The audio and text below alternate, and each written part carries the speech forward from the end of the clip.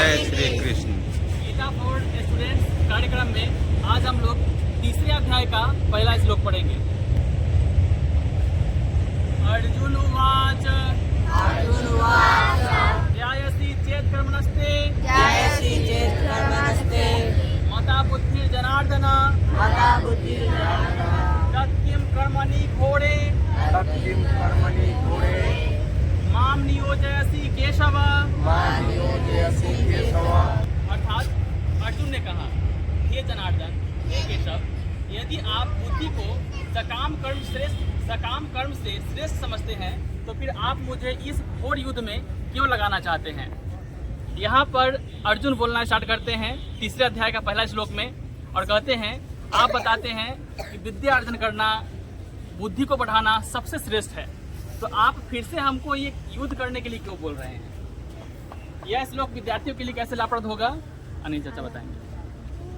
बहुत दिनों के बाद आज अर्जुन नहीं, आज कृष्ण नहीं, अर्जुन कृष्ण से उनके मन में जो जिज्ञासा है उसको शांत करने के लिए सवाल करते हैं।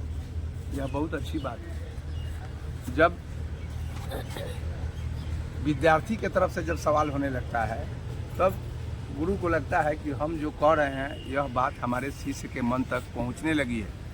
जब विद्यार्थी के मन तक जब कोई बात पहुंचती है गुरु जी का, तब ही इस तरह का बात होता है कि विद्यार्थी के मन में जिज्ञासा पैदा होती है, ये कैसे वह कैसे। अगर जो उसका मन दूसरे जगह होगा तो इस तरह की जिज्ञासा उसके मन में पैदा नहीं होगी, उसका तो ध्यान कहीं दूसरे जगह है। यह बताता है कि वह विद्यार्थी जो ऐसा प्रश्न अपने गुरुओं से करता है, इसका मतलब कि वह पूरा मन से जो है सो कि विद्या अर्जन कर रहा है। आप जितने भी विद्यार्थी हैं ध्यान में रखिए कि जब आप वर्ग में पढ़ते हो तो आप जो गुरु जी पढ़ाते हैं उसको पूरा गहराई से समझिए।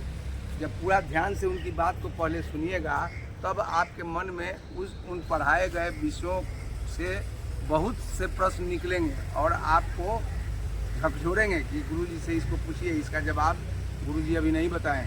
तब आप गुरु जी से पूछिएगा कि गुरु जी जब ये बात पढ़ाए हैं आप तो इसमें इसका क्या मतलब हुआ।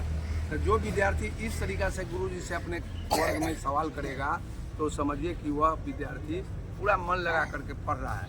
अगर जो कोई आदमी नींद में है तो क्या पूछेगा, उसको तो एकदम मस्ती में है, उसको तो बुझा रहा है कि एकदम आनंद लेता है, उसको तो गुरु जी पढ़ाए तो यादों नहीं है। तो इसलिए वही विद्यार्थी एकदम अपने जो है योगी वाला ध्यान से जो विद्या अर्जन करता है, योग की तरह विद्या को अर्जन करता है। योग का मतलब होता है ध्यान। योग क्या है कि हम सब कुछ देखते हुए भी हम कुछ नहीं देख रहे हैं, हमारे मन में केवल विद्या अर्जन। जो विद्यार्थी क्लास में वर्ग में विद्या अर्जन के समय एकदम ध्यान से गुरु की बात सुनेगा, उसके मन में तरह तरह की जिज्ञासा होगी और वह अर्जुन की तरह अपने गुरु से स्वतः पूछने लगेगा। तो विद्यार्थियों को ध्यान से समझना चाहिए।